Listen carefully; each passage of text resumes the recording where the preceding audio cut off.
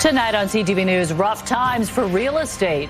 Over a number of years, it's cumulative in terms of bringing in a sense of uncertainty about the future. A bleak year for housing sales, the lowest in 20 years. Will home prices continue to fall in 2026? We're going to run it, fix it. We'll have elections at the right time. Fallout from the U.S. capture of Venezuela's president, what it could mean for Canada's economy, and the push for a pipeline to BC. I believe that the police should have access to these cameras 24/7. Should Surrey police have full access to hundreds of traffic cameras as they fight extortion violence? Why some say it's a slippery slope.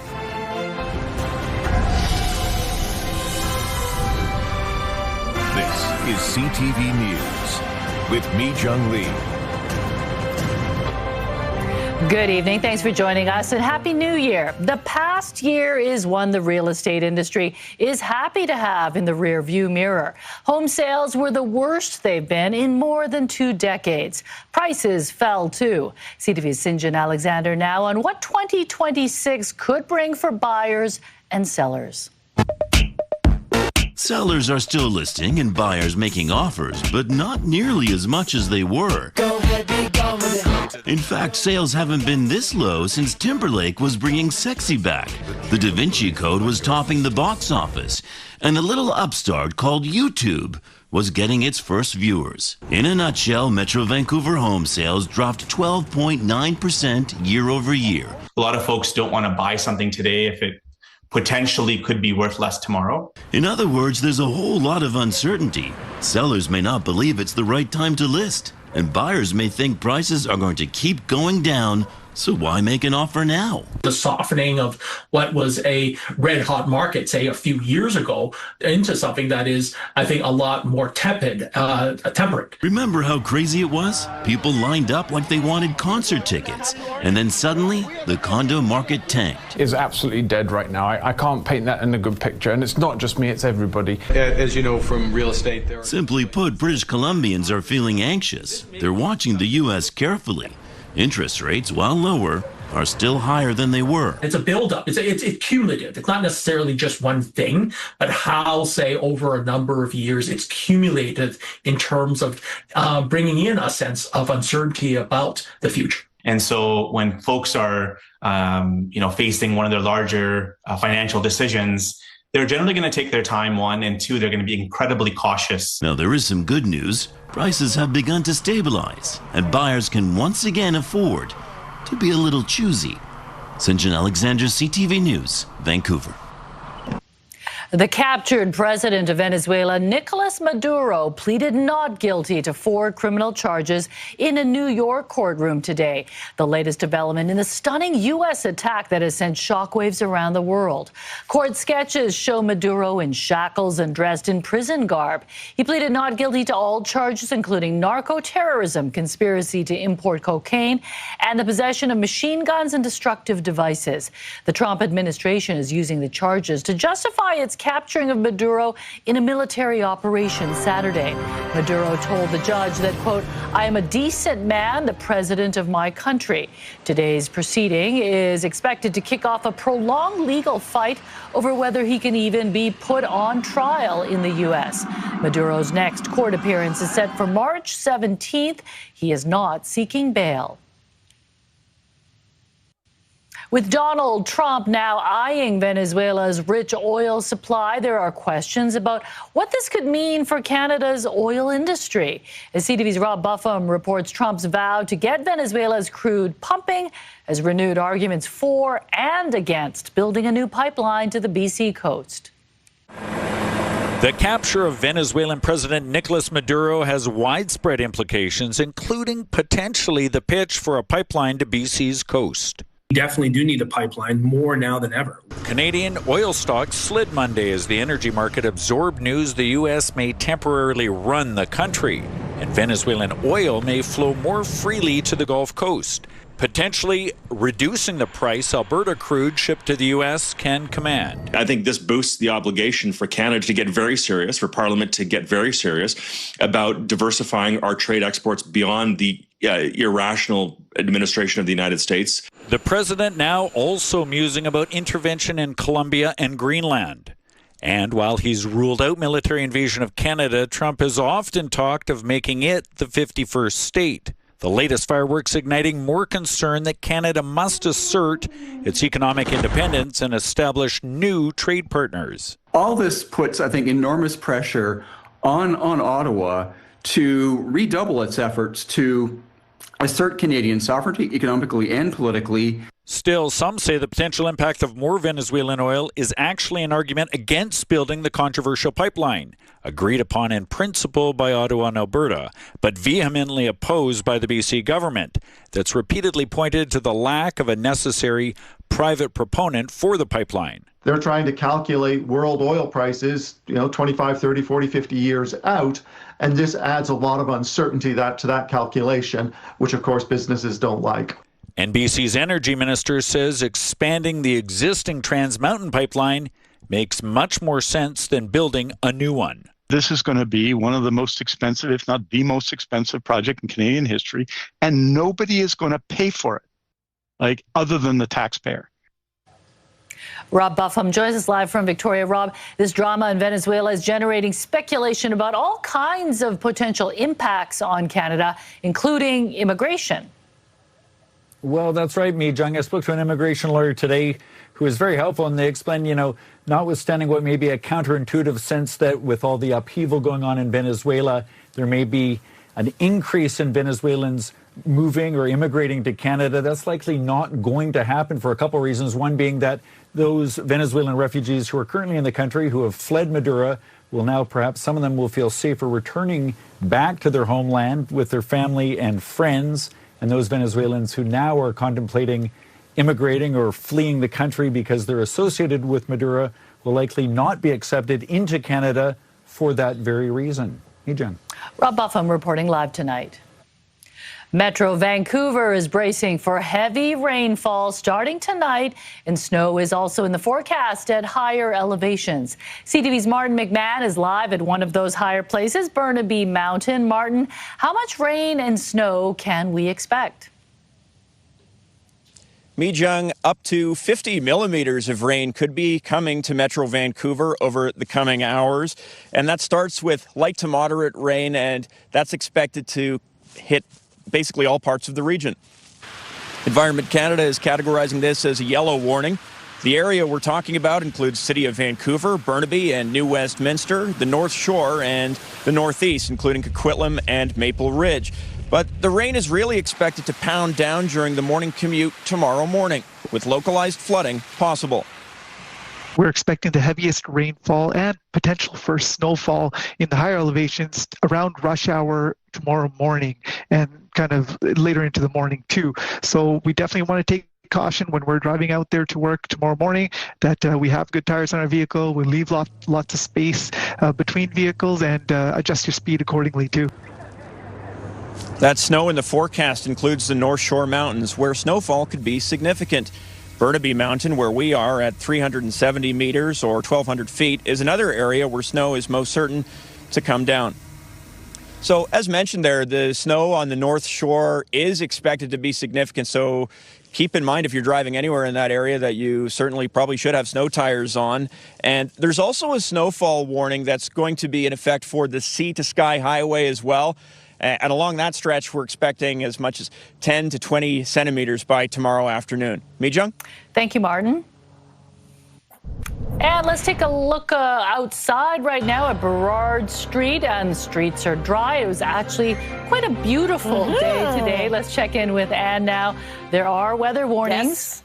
There sure are. So, yes, hope you are able to enjoy the sunshine today, because change is coming and it is going to be very wet tomorrow. So for the northeast and northwest corners, as well as the city of Metro Vancouver, a yellow rainfall warning is in effect, 50 to 60 millimeters of rain starting overnight tonight, continuing through the day tomorrow. As mentioned before, the heaviest will be during your early morning commute. Higher elevations could see 5 centimeters of snow. And as Martin just mentioned, Sea to Sky Highway and Whistler, there is a snowfall warning in effect, where we'll see anywhere between 15 to 20 centimeters of snow that is starting overnight tonight into tomorrow as well. So make sure you have your umbrellas handy as well. The winds will gust anywhere between 40 to 50 kilometers an hour as we head through the afternoon tomorrow with a high of 7. CTV Weather brought to you by Expedia Cruises. Make the most of your next trip by booking with those who've been there. Visit expediacruises.ca.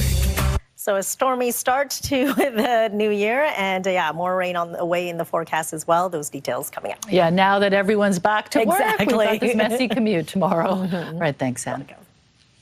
Avalanche Canada is warning outdoor adventurers of high risk in BC's backcountry. The agency says conditions can change rapidly and is advising anyone heading out to the backcountry to be extra prepared. CTV's Yasmin Gandam has more. A warning for outdoor adventurers to be extra careful, especially in the backcountry, with mixed weather leading to uncertainty while on the slopes. Often, the weather forecast will predict for a windy day, and it's going to be windy in one valley, but not windy in the other valley. So that weather will affect the snow. Outdoor enthusiasts are being warned to avoid any avalanche terrain with heightened risk. In Whistler, the alpine risk is moderate, but forecasters are expecting that to change to considerable on Tuesday. Watch out for signs of instability. That means blowing snow, cracks around your skis or your snowmobile, warming or snow falling off trees because of the warm weather.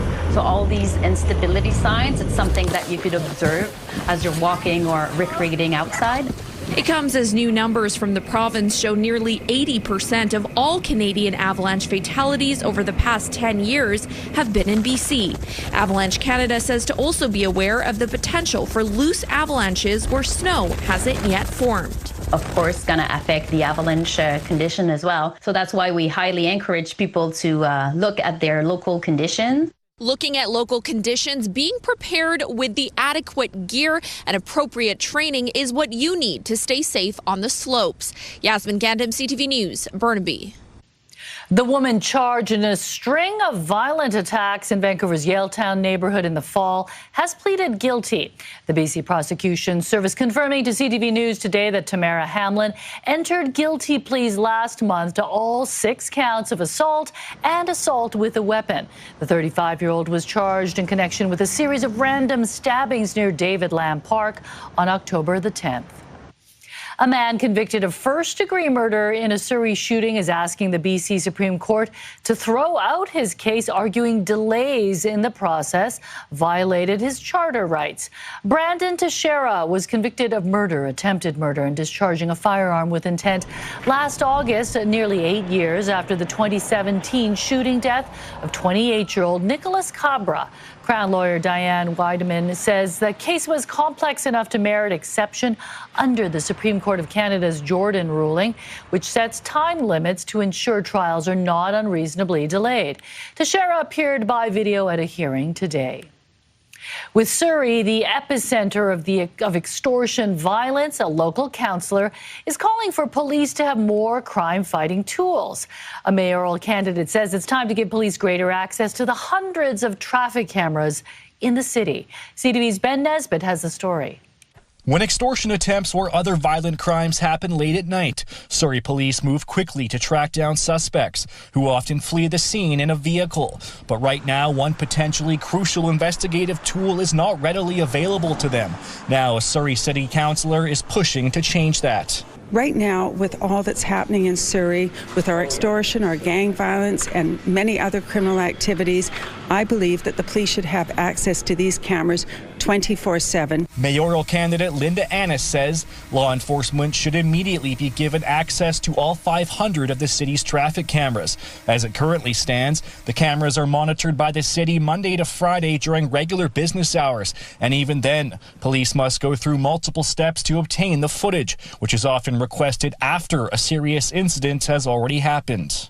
Anytime there's something significant like that, having access and immediate access to those cameras and to the footage so we can track that suspect and their location is very valuable to us. But not everyone agrees with giving the police more access. It's a slippery slope that's really problematic. Tamir Israel of the Canadian Civil Liberties Association says more and more police forces across the country are taking surveillance tools with a narrow purpose, like traffic cameras, and expanding their use beyond that original intent. There's no real framework in place to guide this, legal framework at the federal level or at really the provincial levels either. I think it's a significant gap in the way we regulate how these technologies are adopted and evolve. But Annis says the cameras are on public roadways and should not cause concern. Almost everywhere we go now, we're under cameras. You know, we're not peeking into people's homes. These are traffic cameras. SBS says they and the police board will be making a proposal to the city in the near future, asking that those cameras do be monitored overnight so that any urgent requests can be acted on. Ben Nesbitt, CTV News, Surrey. RCMP say a woman who was being held against her will was safely rescued after a high-risk vehicle stop just east of downtown Kamloops last night. The incident unfolded around 7 o'clock near the 2300 block of Highway 1 in Valley View. The woman was able to alert police she was being held against her will in a van with 3 suspects who she believed had a gun. When the vehicle ran out of gas, she was allowed to walk to a nearby gas station for help. Officers later stopped the van and arrested 2 men and a woman. A BB gun was also found inside the vehicle. The investigation is ongoing. Another investigation is underway after a deadly crash in Burnaby this morning. Police say 2 vehicles collided near Austin Road and Gatineau Place just before 5:30. The area remained closed to traffic for several hours. Video from the scene shows a red truck smashed into a pole. One of the drivers was killed, and police say the other remained on scene and is cooperating with police. Anyone with dash cam video is asked to contact Burnaby RCMP. The new year will mean a new leader for the BC Conservative Party, adding urgency to the leadership race, the possibility of a snap election. And elbows up meant U.S. border trips were down. BC travel showed the most dramatic declines. The heavy blows for Washington State when CTV News continues. Stay with us. When it comes to boycotting U.S. travel, BC residents have been the most defiant. Here's CTV's Shannon Patterson with why and how it's impacting cross-border businesses that rely on British Columbians.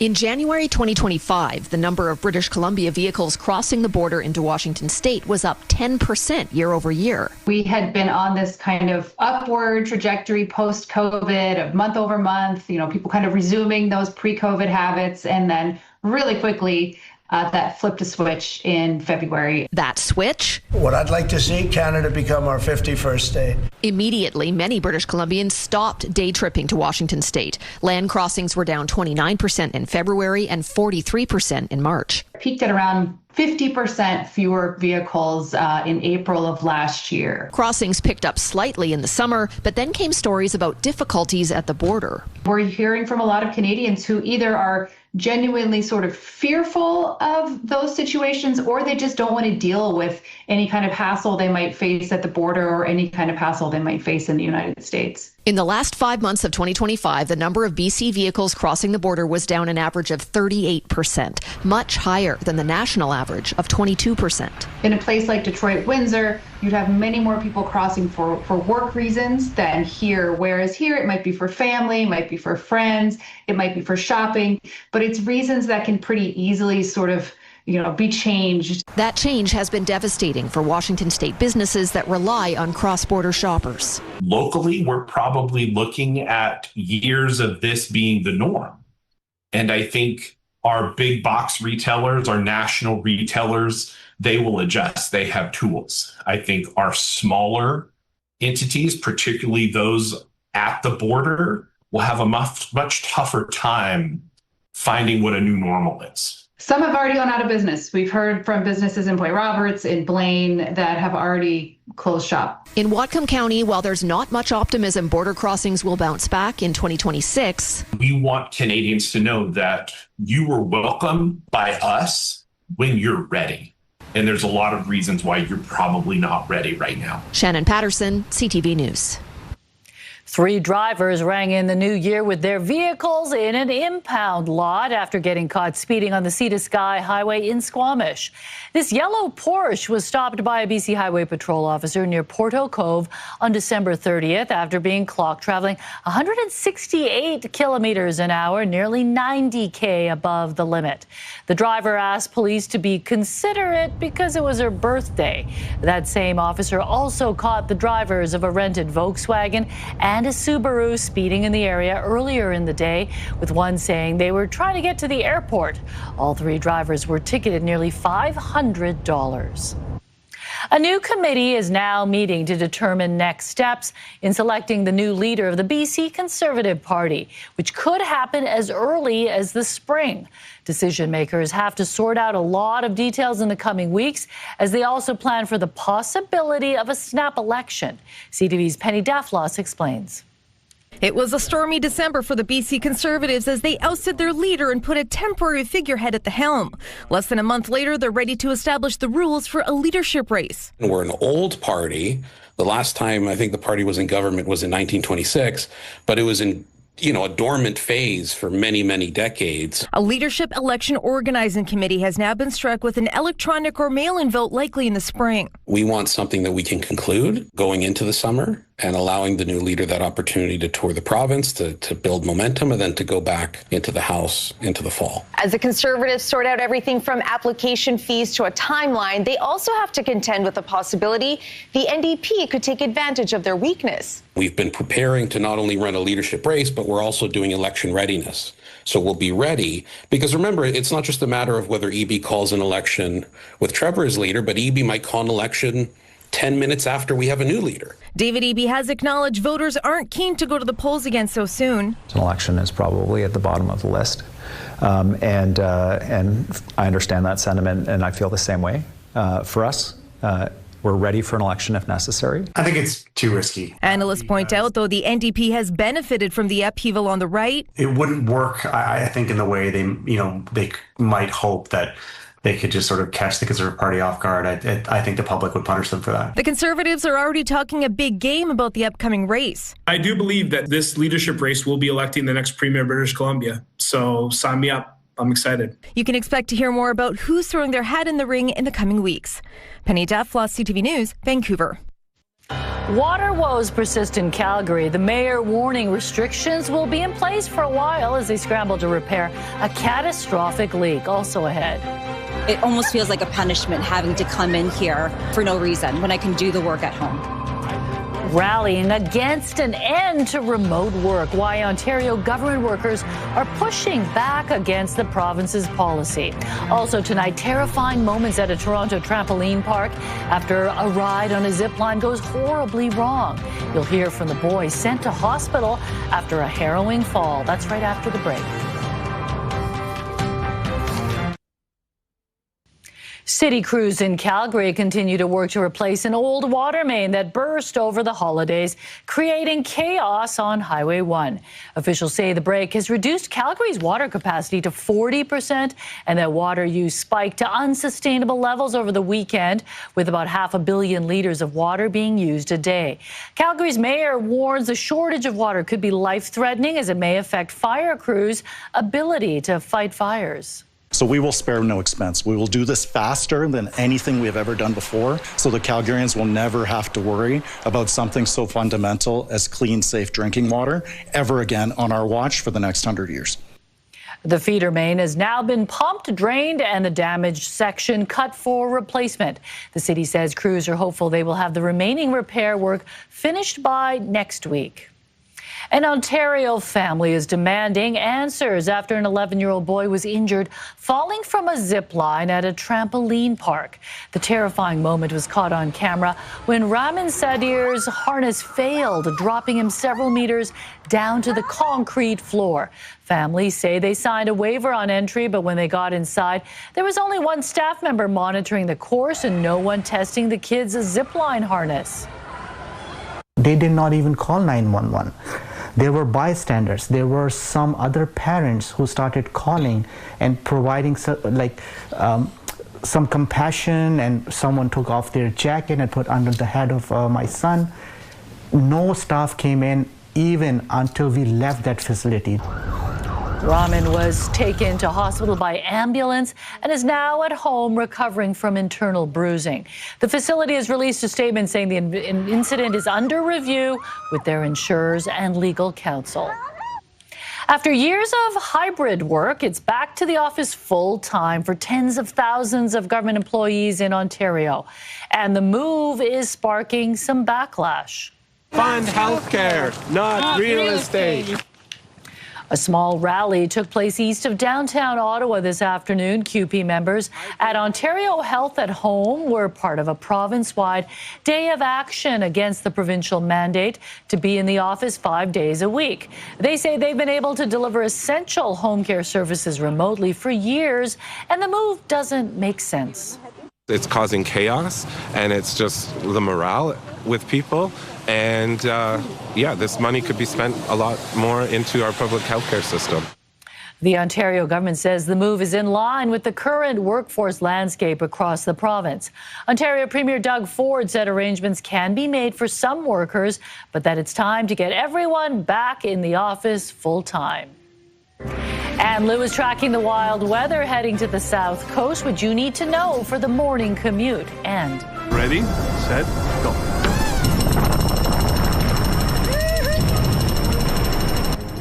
Tired of waiting for the elevator? This Daredevil found a way to get downstairs in a hurry at the world's tallest tower. And he didn't pull back, and he didn't try to fly or anything in the slightest. Like a bird on a wire, why this Vancouver Island owl was caught and what it took to be free. That's ahead. Wait a minute. With the holiday season now over, Christmas trees are now being disposed of, with many dropping off their trees for chipping. Vehicles made their way through Guildford Town Centre over the weekend, dropping off their trees. Surrey firefighters hosted the event to benefit the Surrey Firefighters Charitable Society. The money raised goes toward the organization's snack program, as well as buying gifts and food for families in need during the holiday season. So all the money that we get today will go right back into the city of Surrey and supporting the citizens of Surrey here.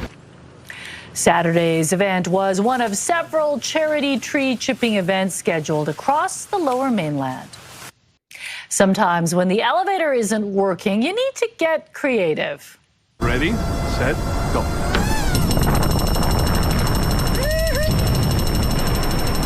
This guy skipped the stairs and instead found his own way safely to the ground. If you lost count, he cleared 139 floors at the world's tallest building, the Burj Khalifa in Dubai.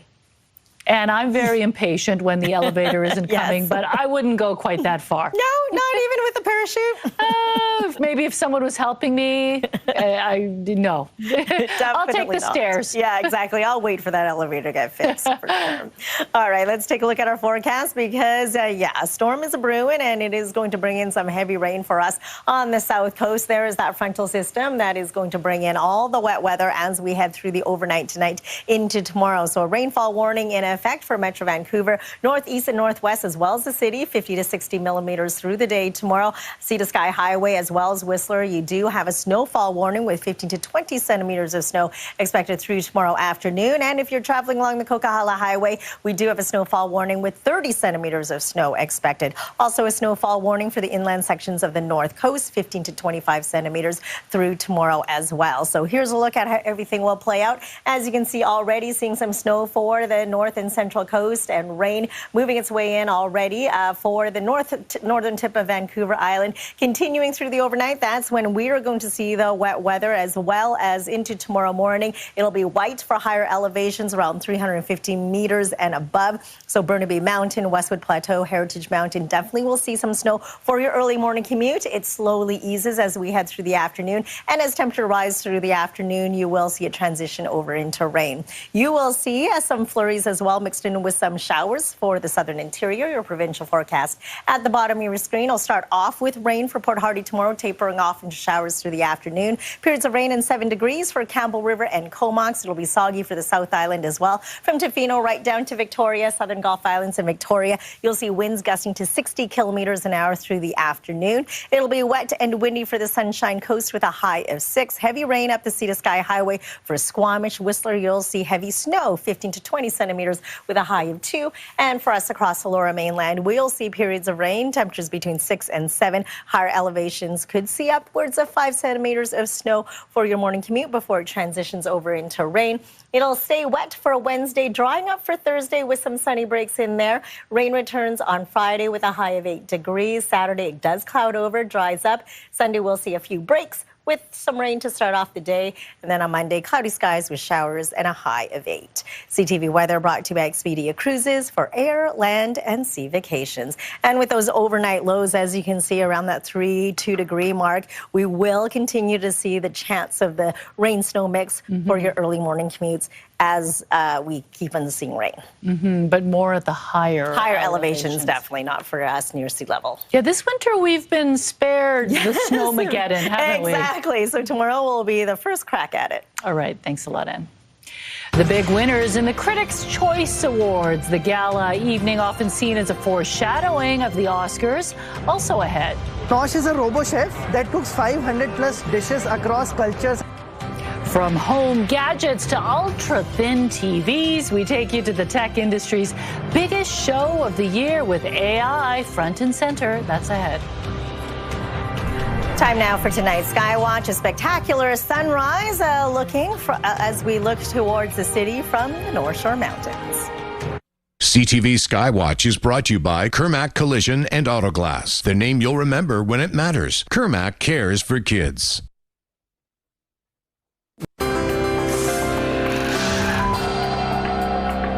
Taking a look at today's markets, the Canadian dollar traded for 72 cents to the American dollar.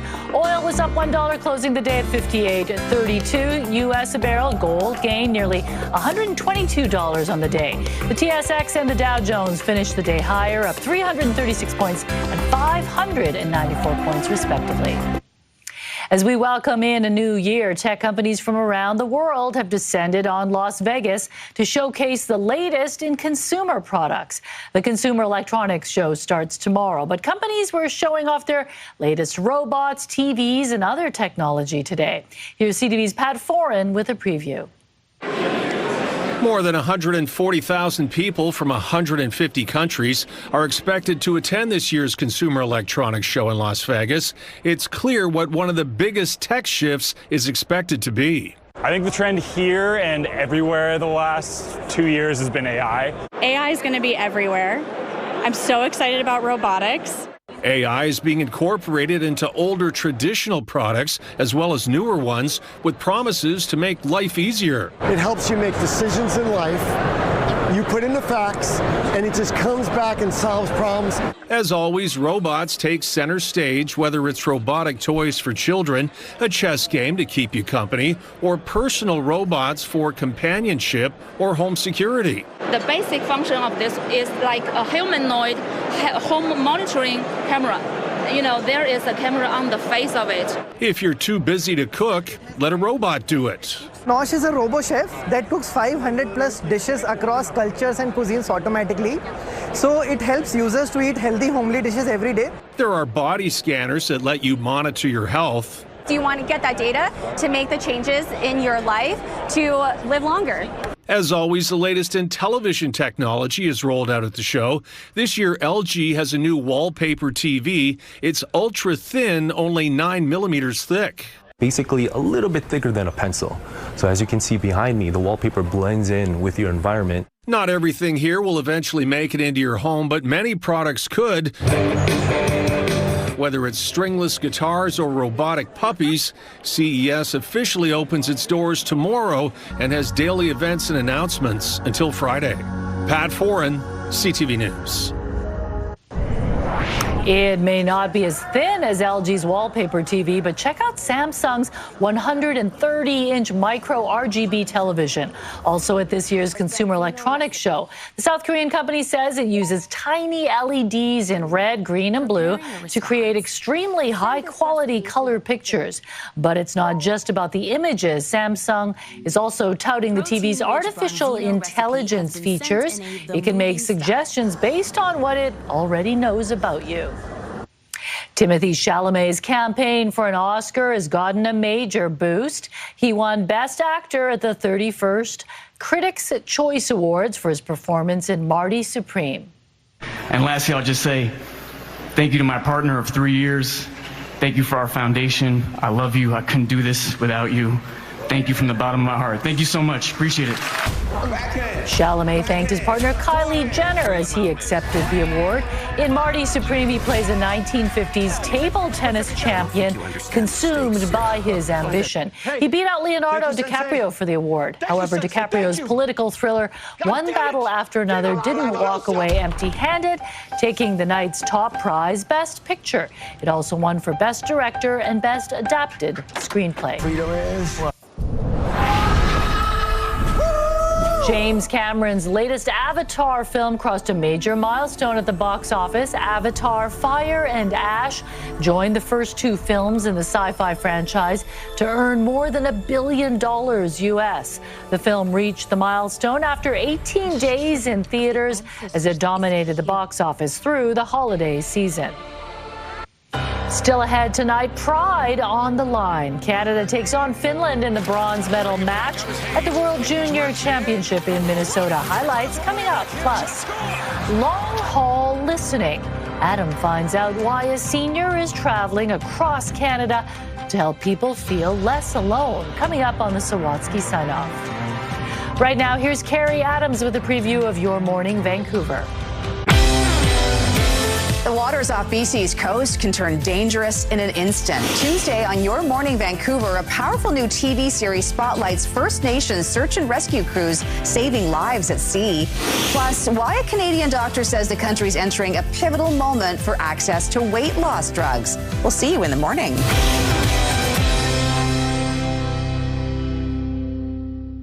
Plays that back down to Hage. He winds in and feeds across. McKenna with a shot. Tip score! The World Juniors wrapping up today in Minnesota with Canada winning bronze over Finland. Sam O'Reilly scoring twice while Zane Perek, Braden Coots, Porter Martone and Gavin McKenna all pitched in with a goal as Canada knocked off the Finns 6-3 in the bronze medal game. It's not the color they wanted, but it is Canada's first medal in 3 years. Sweden is taking on Czechia for the gold medal tonight. A torn ACL is one of the most common sports injuries, and now a new app is helping predict which athletes are most at risk. Hurt Blocker works by analyzing video of the user jumping on each leg. The free app uses artificial intelligence to analyze knee movement and stability as you land. It then determines if you might be predisposed to an ACL injury. It will process that data and come out with you jump in a way that's risky for your ACL. And if you need help, or if you're a red light, like we call them in the app, there are exercises you can do that decrease your risk of injury by 50%. It's huge. The developer of the app says ACL injuries often start appearing around the age of 12 and are 7 times more common in women than men. The app has already been downloaded 4,000 times and is expected to be used by several professional sports teams soon. An exciting start to the year for a team of Orca researchers in BC who had their first encounter with a unique group of killer whales on New Year's Day. Observers spotted 7 Biggs killer whales in the waters around Victoria late last week, including a bull and young adults. The Centre for Whale Research published these photos yesterday, along with details about the creatures and their behavior. Although they look virtually identical, transient orcas eat other mammals like seals, unlike resident orcas that eat only salmon. See, it's not good to be a picky eater, right, Em? Okay, a bluefin tuna reeled in a record $4.4 million at a fish auction in Tokyo.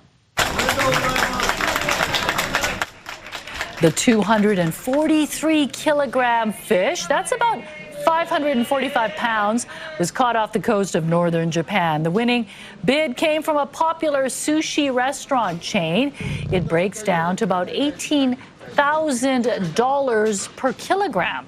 The bluefin stock that had been threatened is now recovering thanks to conservation efforts. Wow. That's a lot of tuna rolls. Yeah, we'll be buying that sushi. Yeah, it's going to be pretty expensive for each plate, but that is a pretty massive, massive fish. Okay, an owl that got tangled in fishing line in Nanaimo is now free thanks to some help from some local fishermen. He's stuck. He's got fishing line around him. Mike Hay, his brother and nephew, were fishing at Calgary Dam Park in Nanaimo last week when they stumbled upon this owl that was perched on a branch from a downed tree just off the shoreline. When it didn't fly away, the trio got closer to see that it was tangled in fishing line. When they couldn't get a hold of conservation for advice, they came to the rescue, freeing the owl from the line. Surprisingly, the bird didn't put up a fight and willingly let Hay cut away the line. He didn't pull back, and he didn't try to fly or anything in the slightest. And then when I started to untangle him, he didn't bite, he didn't resist. There was like absolutely no fear in the slightest. It was honestly as comfortable as you're petting your cat or your dog. Hay says the owl stayed on the branch when it was free and most likely flew away when it became dark. Oh, you hear a fishing line, you know, tangling up orcas, seals. You never hear about an owl. Yeah. Flying bird. Exactly. I'm glad that it cooperated for the rescue, though. Okay, Craig's here with a look ahead to your late news. Well, Mijung, we are following a few things, and all eyes are on the sky tonight as the system moves through the south coast. Our Mark McMahon is tracking the developments as Environment Canada warns that Metro Vancouver could be hit with significant rainfall and possibly some snow in some areas tonight. Also traveling along the sea to sky is expected to be challenging with accumulating snow. We'll have the latest on this and much more at 11:30. Mijung. All right, thanks a lot. Well, at least the skiers will be happy with that. Okay, finally, Adam meets an Abbotsford senior who's turning an unimaginable loss into powerful acts of kindness. Instead of retreating from the world, he's choosing connection by offering hope to strangers who need it most on tonight's Sawatsky Sign-Off.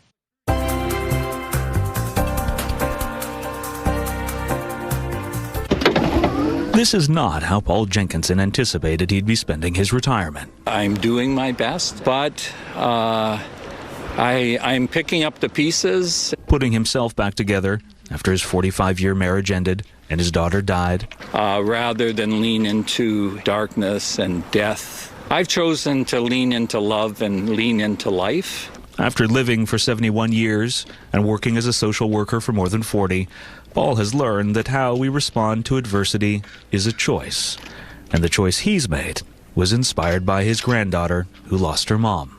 And my granddaughter said, Opa, you really need to let people know that they're not alone. So Paul is choosing to volunteer his time to be of service to others. I can take these skills and this pain and transform that into a listening place that's full of compassion. For the past 6 months, you talk, I'll listen. Paul's been setting up in public spaces. No judgment, no shaming. So people know they're not alone. But I see beautiful things in people, and I let them know. And not just here. He's traveling across the country. Since starting on the East Coast, Paul says he's made 50 stops and listened to more than 800 people. That's awesome. I think it's really fantastic. I think it's lovely that you can find someone who will sit and listen to you. There's a teaching to love your neighbor. And really, in many ways, you can't love your neighbor if you don't know your neighbor.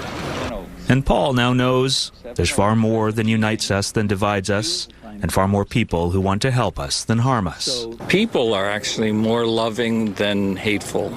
As Paul continues his journey across BC, on his way to the Northern Territories before wrapping up his journey in Newfoundland, he's hoping others will also be inspired to transform their pain into purpose. Just take the one step towards hope, towards love, towards kindness. Just one step. Once the ship is moving, you'll be amazed. Adam Sawatsky, CTV News, Abbotsford. Amazing. I mean, listening is a real skill. Yeah. It's an art. Oh, for sure. Most of us in this industry are more talkers than listeners. That's a great idea. There you go, Mijang, somewhere to talk to. I can talk to him then, right? Listen, for sure. All right, let's take a look at our scenic snapshot for tonight. A beautiful photo of blue skies and sunshine above Falls Creek. Thanks, John, for sending this one in. And we want to see your scenic snapshot as well, so email us at scenicsnapshot@ctv.ca. So enjoy the picture of the blue skies. It'll all change. You won't see that tomorrow. No. Okay, thanks for joining us. Craig's back at 11:30. Good night.